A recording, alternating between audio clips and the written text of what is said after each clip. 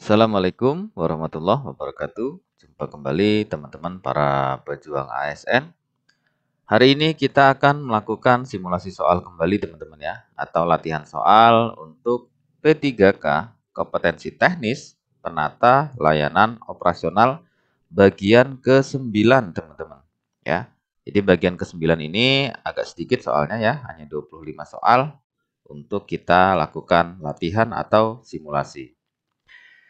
Baiklah teman-teman, jadi kompetensi teknis ya dalam P3K itu untuk menilai penguasaan pengetahuan dan kemampuan teknis jabatan yang dilamar sesuai dengan standar jabatan. Nah, itu kaitannya dengan kompetensi teknis ya untuk P3K. Baiklah teman-teman, ini pengantar, kita langsung saja masuk ke contoh simulasi soal yang pertama. Yang pertama, apa yang dimaksud dengan analisis biaya manfaat dalam perencanaan layanan operasional? A. Mengevaluasi gaji pegawai. B. Menilai biaya dan manfaat. C. Mengurangi jumlah laporan keuangan. D. Menambah jam kerja operasional. Atau E. Menentukan biaya minimum untuk setiap layanan. Jawaban yang benar itu adalah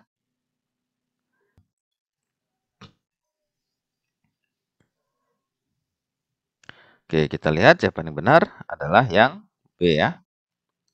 Kita lihat pembahasannya.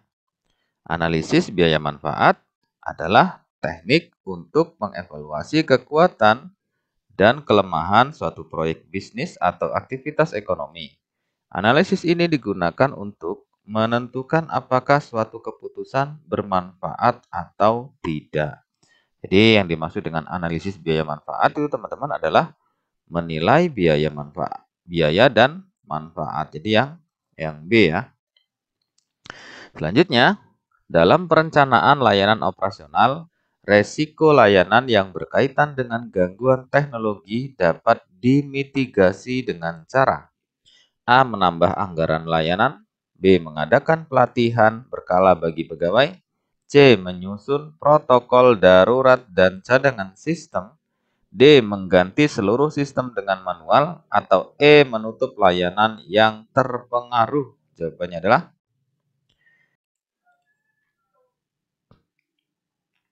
ya, kita lihat. Jawaban yang benar itu adalah yang C ya. Kita lihat pembahasannya.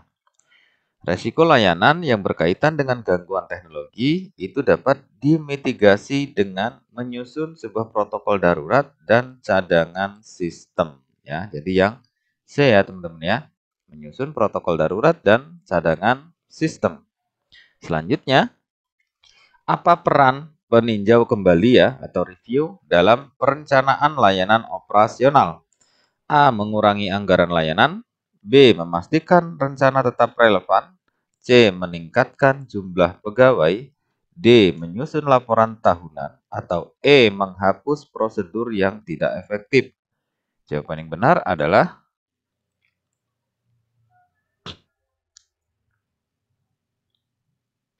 kita lihat jawaban yang benar itu adalah yang B ya.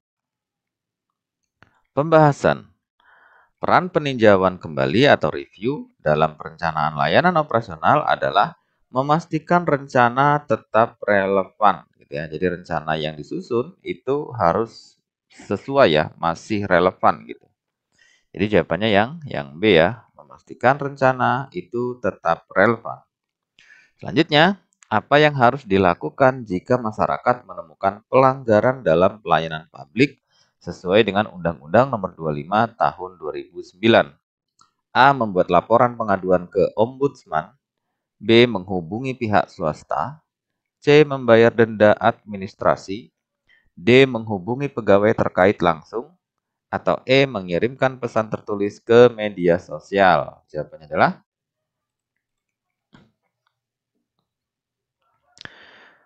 kita lihat jawaban yang benar adalah yang A ya. Pembahasan. Pelanggaran dalam pelayanan publik sesuai dengan Undang-Undang Nomor 25 Tahun 2009, maka masyarakat dapat membuat laporan pengaduan ke Ombudsman ya.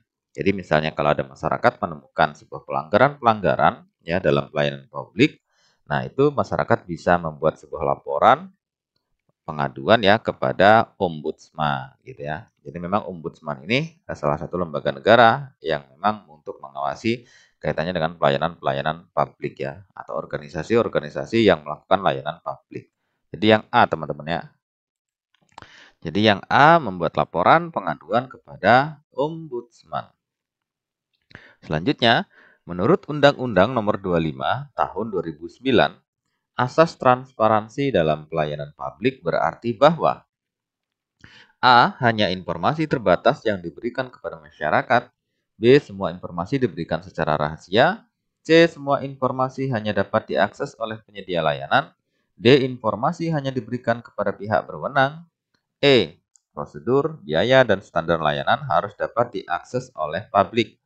Yang benar adalah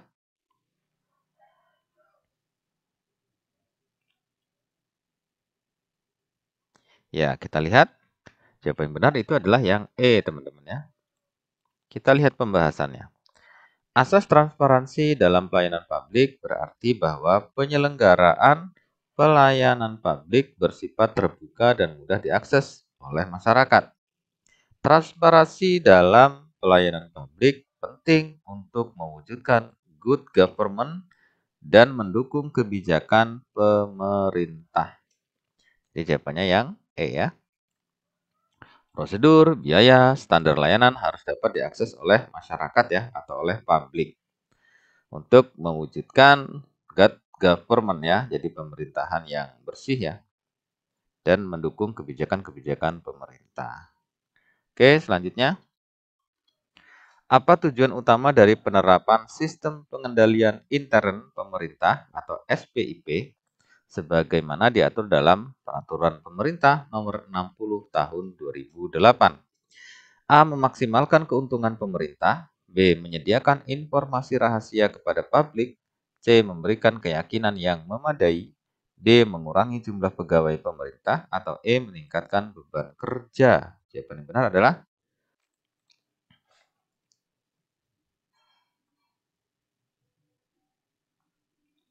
kita lihat jawaban yang benar adalah yang C ya. Pembahasan.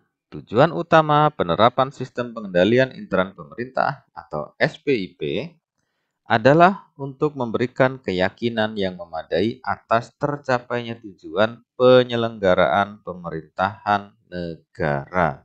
Jadi memberikan sebuah keyakinan yang memadai ya, berarti yang C.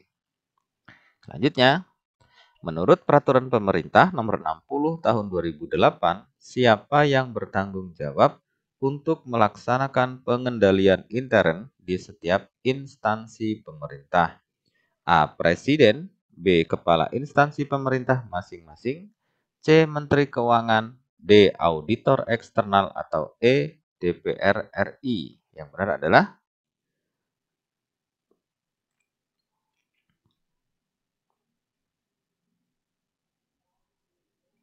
kita lihat jawaban yang benar adalah yang B ya. Pembahasan yang bertanggung jawab untuk pelaksanaan pengendalian intern di setiap instansi pemerintah adalah kepala instansi pemerintah masing-masing ya. Jadi yang bertanggung jawab itu adalah kepala instansi pemerintah masing-masing tersebut ya. Jadi yang B. Selanjutnya, salah satu komponen utama SPIP adalah lingkungan pengendalian. Apa yang dimaksud dengan lingkungan pengendalian dalam konteks ini?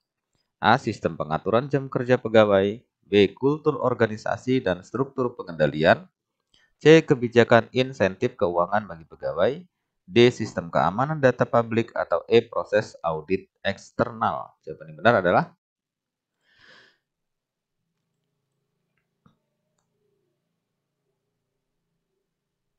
kita lihat jawaban yang benar adalah yang B ya. Pembahasan. Lingkungan pengendalian menjadi salah satu komponen utama sistem pengendalian intern pemerintah yang merupakan bentuk dari kultur organisasi dan struktur pengendalian. Nah, jadi yang B ya, kultur organisasi dan struktur pengendalian. Selanjutnya, penyelenggara layanan operasional berkewajiban menyusun mekanisme pengelolaan pengaduan dari penerima pelayanan dengan mengedepankan asas penyelesaian yang A. Hasil memuaskan, B. Rapi, C. Teratur, D. Cepat dan tuntas, atau E. Disiplin. Yang benar adalah, kita lihat yang benar adalah yang D ya. Pembahasan. Menyusun mekanisme pengelolaan pengaduan dari penerima pelayanan dengan mengedepankan asas penyelesaian yang cepat dan tuntas ya. Jadi cepat dan tuntas. Jawabannya yang D. Cepat dan tuntas. Selanjutnya, berikut ini yang bukan termasuk unsur penting dalam pelayanan kepada publik dalam layanan operasional, yaitu A. Penyelenggara pelayanan publik, B. Penerima layanan, C. Pelaksana jasa layanan, D. Kepuasan yang diberikan penyelenggara pelayanan, E. Kepuasan yang diterima oleh penerima layanan. Yang benar adalah,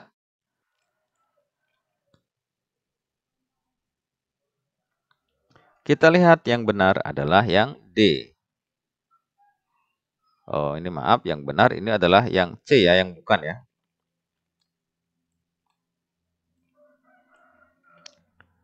Yang bukan adalah yang C. Kita lihat pembahasan. Unsur penting dalam pelayanan publik, khususnya dalam konteks ASN, yaitu yang pertama, penyelenggara pelayanan publik. Kemudian yang kedua, penerima layanan, yaitu bisa masyarakat, ya, bisa stakeholder, kemudian bisa sektor private, ya, dan lain sebagainya.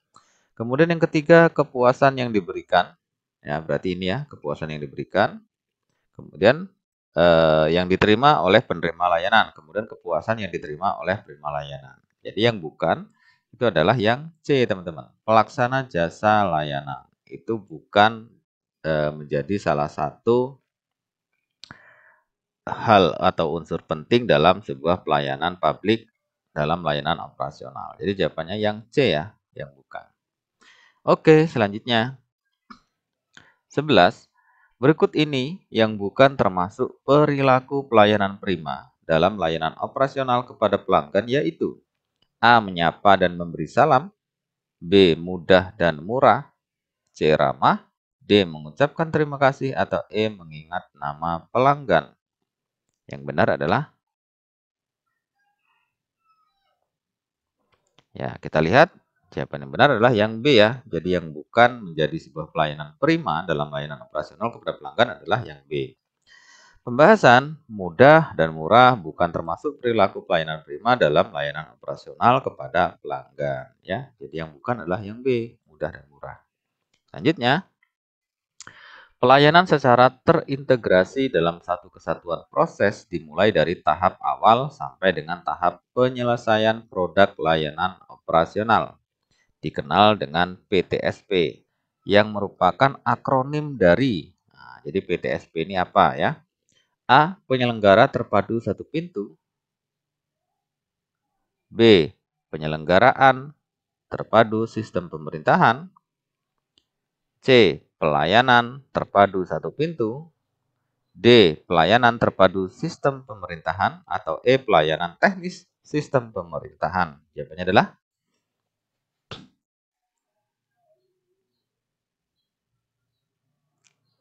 kita lihat jawaban yang benar adalah yang C, teman-teman ya. PTSP itu adalah pelayanan terpadu satu pintu ya.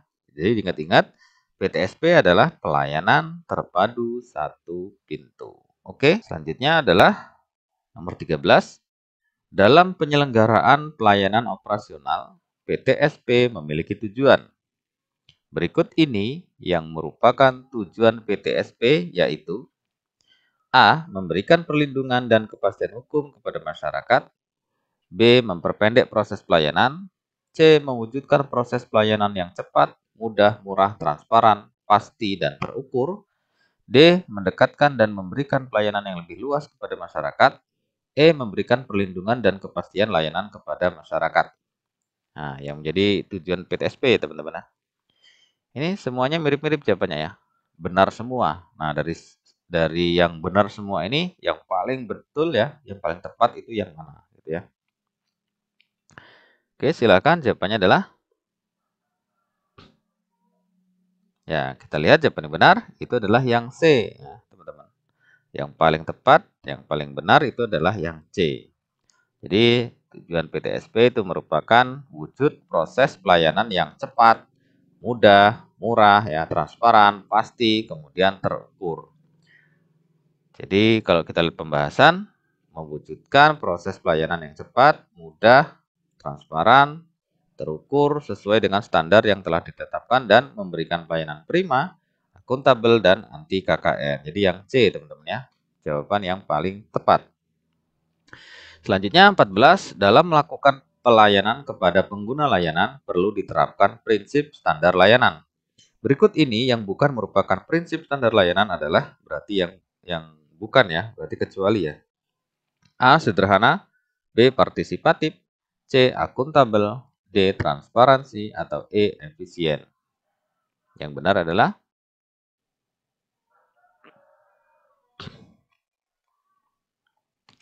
ya, kita lihat jawaban yang benar adalah yang E ya, yang bukan ya teman-teman ya. Kita lihat pembahasannya. Prinsip-prinsip standar pelayanan yang baik meliputi sederhana, konsisten, partisipatif, akuntabel, berkesinambungan, transparansi, ada kejelasan, ada kepastian waktu, kemudian akurasi, yang terakhir adalah keamanan. Jadi yang tidak ada adalah efisien. Jadi efisien bukan bagian dari prinsip standar pelayanan. Oke, selanjutnya. Berikut ini merupakan tindakan strategi self-esteem atau harga diri yang dapat dilakukan oleh tim pelayanan operasional dalam menjawab tuntutan publik terhadap pelayanan yang diberikan, yaitu A. Penyesuaian standar pelayanan, B. Pemahaman terhadap keinginan pelanggan, C. Mengatasi keluhan pelanggan, D. Uji coba standar pelayanan, atau E. Menempatkan seseorang sesuai dengan keahliannya. Nah, ini tindakan strategi self-esteem ya, untuk menjawab tuntutan publik teman-teman terhadap layanan yang diberikan. Itu apa yang bisa kita lakukan ya.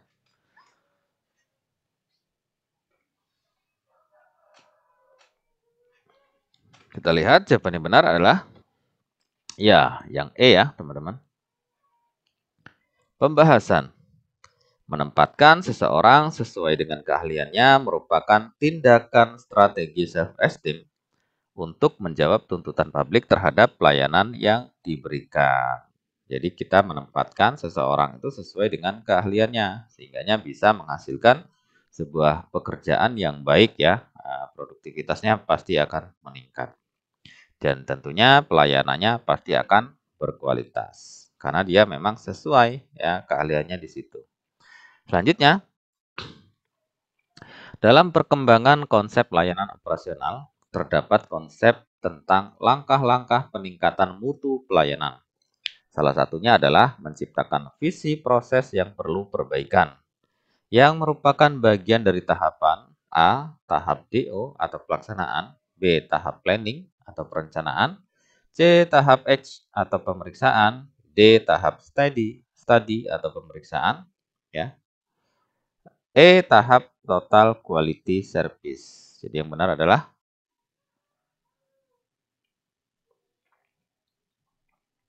ya, kita lihat yang benar itu adalah yang B ya, tahap planning atau perencanaan.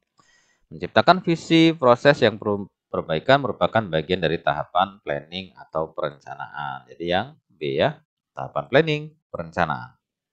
Selanjutnya, seorang pegawai ditemukan seringkali mengakses media sosial pribadi saat jam kerja sehingga mengganggu produktivitas. Untuk meningkatkan disiplin dalam memanfaatkan waktu kerja, apa yang harus dilakukan?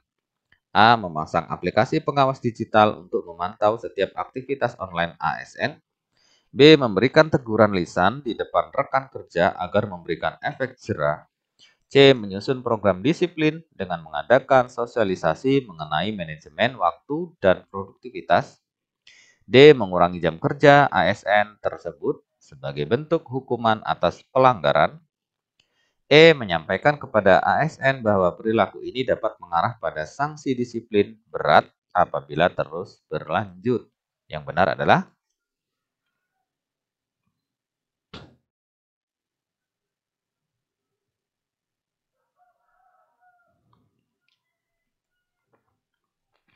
Ya, kita lihat jawaban yang benar adalah yang C ya.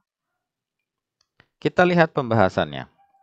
Dengan mengadakan sosialisasi mengenai pentingnya manajemen waktu, ASN dapat lebih memahami peran dan tanggung jawabnya dalam menjaga produktivitas. Langkah ini adalah upaya preventif yang efektif untuk meningkatkan kedisiplinan tanpa harus memberikan sanksi secara langsung ya. Jadi jawabannya yang C, teman-teman ya. Kalau kita melihat ada kondisi seperti di atas ya. Jadi kita membuat sebuah program disiplin dengan mengadakan sosialisasi mengenai manajemen waktu dan produktivitas. Ya, itu jawaban yang paling tepat. Selanjutnya, sebuah instansi pemerintah mengalami kendala kekurangan SDM dengan kompetensi digital yang tinggi untuk memenuhi kebutuhan layanan berbasis teknologi. Bagaimana agar kebutuhan SDM bisa dipenuhi secara optimal dan berkelanjutan? A. Melakukan rekrutmen secara massal setiap tahun untuk meningkatkan peluang mendapatkan SDM kompeten. B. Menyusun strategi rekrutmen berbasis analisis kebutuhan kompetensi dengan fokus pada keahlian digital. C. Mengutamakan rekrutmen internal untuk menghemat biaya dan waktu yang digunakan dalam seleksi. D. Meningkatkan jumlah formasi jabatan umum dengan persyaratan minimal untuk menarik banyak pelamar. E. Menyusun mekanisme pengadaan tenaga ahli daya dengan harapan menekan biaya. Tenaga ahli daya dengan harapan menekan biaya. Jawaban yang benar adalah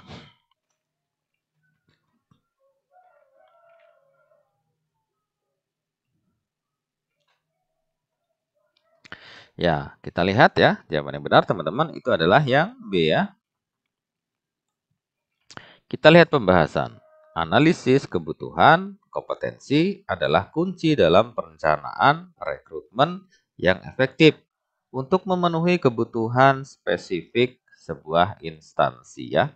Jadi kalau kita misalnya di organisasi kita ya atau di instansi kita itu mengalami kendala kekurangan SDM dengan kompetensi tertentu, dalam hal ini adalah misalnya berbasis teknologi, maka yang pertama kita lakukan adalah untuk menyusun strategi rekrutmen berbasis analisis kebutuhan ya. Jadi rekrutmennya nggak sembarangan, harus dianalisis kebutuhannya itu apa. Ya, dengan fokus pada keahlian digital kalau dalam hal ini. Sehingganya rekrutmen itu akan menjaring SDM-SDM yang memang dibutuhkan dalam instansi kita sesuai dengan kebutuhan instansi. Jadi jawabannya yang B ya. Selanjutnya, prinsip apa yang harus menjadi acuan utama agar analisis beban kerja untuk manajemen sumber daya aparatur mampu memberikan gambaran yang realistis dan akurat tentang kebutuhan pegawai. A. Memperkirakan jumlah pegawai berdasarkan anggaran tahun yang tersedia. B. Menghitung kebutuhan pegawai berdasarkan jumlah pegawai yang ada saat ini. C. Menggunakan data beban kerja historis untuk mengantisipasi kebutuhan pegawai masa depan. D. Menganalisis tugas pokok, fungsi, dan volume pekerjaan tiap jabatan secara spesifik. E. Menggunakan proyeksi beban kerja tanpa menyesuaikan dengan perkembangan teknologi. Yang benar adalah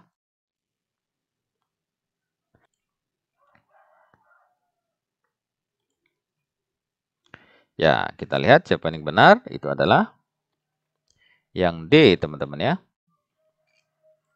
Kita lihat pembahasan. Analisis beban kerja yang akurat memerlukan pengamatan spesifik terhadap tugas, fungsi, dan volume pekerjaan di setiap jabatan. Dengan pendekatan ini, instansi dapat memastikan bahwa kebutuhan pegawai dihitung berdasarkan tugas nyata dan bukan sekedar anggaran atau jumlah historis ya. Jadi secara fakta dan nyata gitu ya, ya hitung-hitungannya. Jadi yang benar adalah yang D. Menganalisis tugas pokok, fungsi, dan volume pekerjaan tiap jabatan secara spesifik. Selanjutnya, dalam proses penyusunan anggaran, apa yang harus dilakukan untuk memastikan alokasi anggaran sesuai kebutuhan? A. Menganalisis realisasi anggaran tahun sebelumnya untuk membuat asumsi. B. Melakukan revisi anggaran berdasarkan perubahan kebijakan instansi. C. Mengidentifikasi kebutuhan setiap unit kerja berdasarkan program kerja. D. Menyusun rencana anggaran berdasarkan jumlah pegawai di tiap unit. E. Mengurangi anggaran program yang dinilai kurang efektif pada tahun lalu. Jawabannya adalah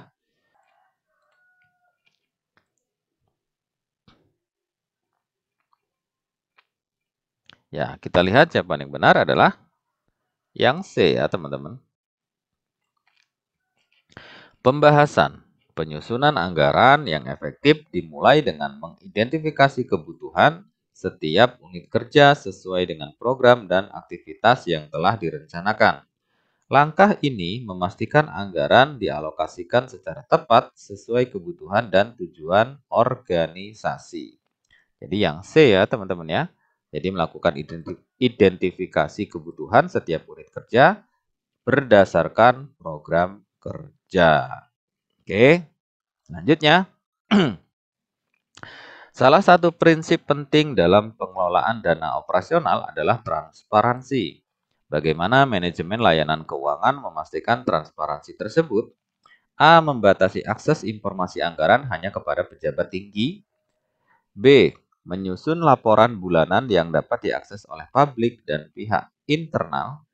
C. Menyediakan data anggaran hanya kepada auditor eksternal saat diperlukan.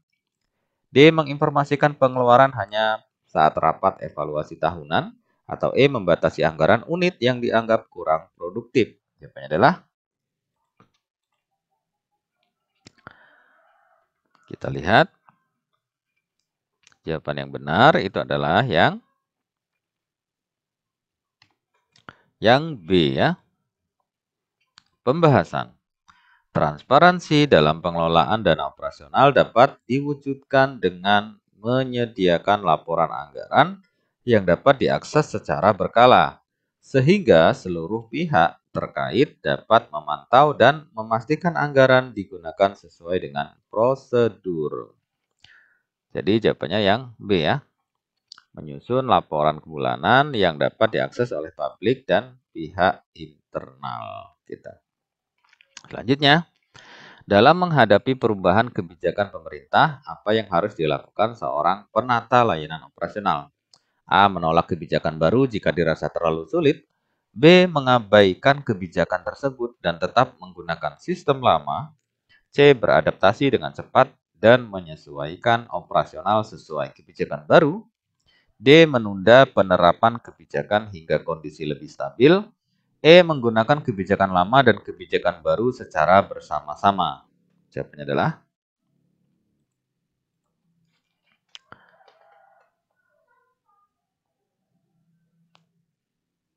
ya, kita lihat jawaban yang benar itu adalah yang C ya.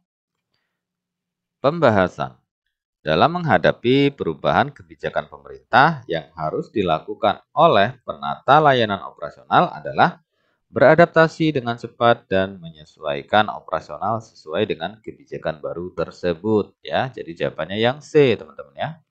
Ada kebijakan baru, maka kita sebagai penata layanan operasional itu harus mampu beradaptasi dengan cepat ya, mempelajarinya ya kan. Kemudian setelah kita paham akan kebijakan baru diimplementasikan ya, atau disesuaikan dengan operasional yang selama ini berjalan ya, sesuai dengan kebijakan baru tersebut gitu. Jadi kalau ada kebijakan baru, kita sebagai penata layanan operasional itu wajib untuk belajar terhadap kebijakan baru itu ya, atau beradaptasi ya, harus dengan cepat, dan kemudian kita langsung bisa menyesuaikan atau mengimplementasikan kebijakan baru tersebut.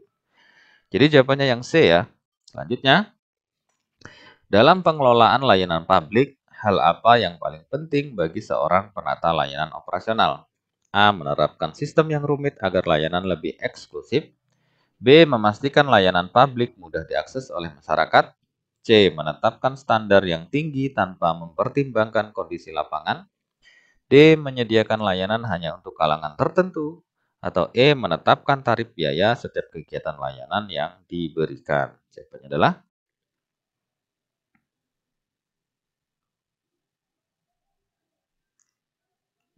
kita lihat, jawaban yang benar adalah yang B ya, teman-teman ya. Pembahasan. Salah satu hal yang penting bagi seorang penata layanan operasional dalam hal pengelolaan layanan publik adalah memastikan layanan publik itu mudah diakses oleh masyarakat, ya. Jadi yang B ya. Jadi salah satunya adalah memastikan layanan publik itu mudah diakses oleh masyarakat. Sehingga layanan betul-betul bisa dirasakan oleh si penerima layanan ya, atau masyarakat.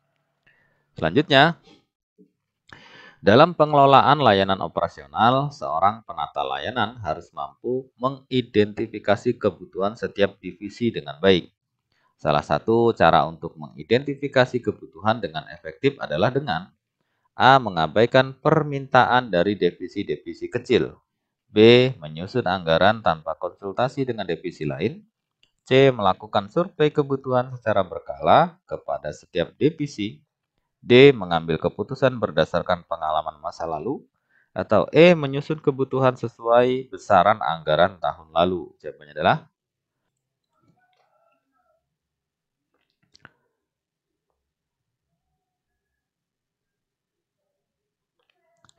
Oke, kita lihat jawaban yang benar adalah yang C ya. Pembahasan. Untuk mengidentifikasi kebutuhan setiap divisi agar efektif, hal yang bisa dilakukan adalah dengan cara melakukan survei kebutuhan secara berkala kepada setiap divisi ya. Jadi salah satu caranya yang dilakukan ini teman-teman. Jadi kita melakukan survei kebutuhan ya. Nah, jadi di list kebutuhannya apa saja.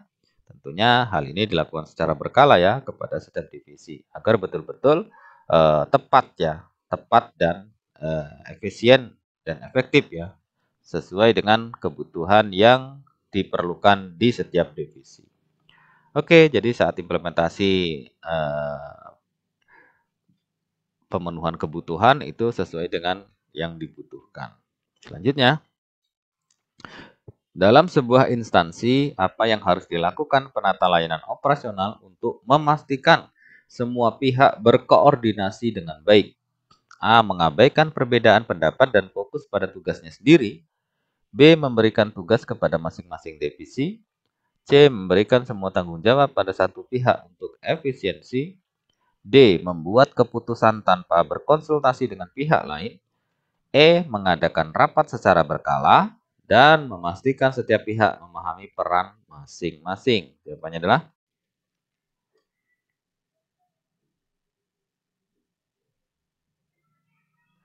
ya, kita lihat jawaban yang benar adalah yang E, teman-teman ya. Pembahasan. Mengadakan rapat secara berkala dan memastikan setiap pihak memahami peran masing-masing adalah salah satu cara untuk meningkatkan koordinasi antar semua pihak ya. Jadi dalam rapat itu kan semuanya hadir ya, semua ada. Sehingga dalam rapat itu nanti akan ada momen-momen diskusi gitu ya, momen-momen bertukar pikiran ya, momen-momen untuk saling memberikan pendapatnya. Nah, sehingganya di situ salah satu cara untuk meningkatkan koordinasi antar semua pihak tersebut ya. Sehingganya dalam bekerja nanti itu saling berkoordinasi juga saling memahami peran masing-masing. Jadi jawabannya yang E teman-teman ya. Mengadakan rapat secara berkala, memastikan setiap pihak memahami peran masing-masing. Oke. Nah, demikian teman-teman contoh dari 25 soal yang sudah kita lakukan simulasi tadi kaitannya dengan kompetensi teknis P3K untuk penata layanan operasional. Jangan berhenti terus belajar teman-teman, perluas bacaan ya, perbanyak bacaan sehingga nanti memudahkan teman-teman saat ujian dalam menjawab semua soal-soal. Dan pada akhirnya teman-teman hasil yang baik dikarenakan usaha yang baik. Terima kasih, semoga sukses. Sampai jumpa di pembahasan soal berikutnya. Assalamualaikum warahmatullahi wabarakatuh. Salam.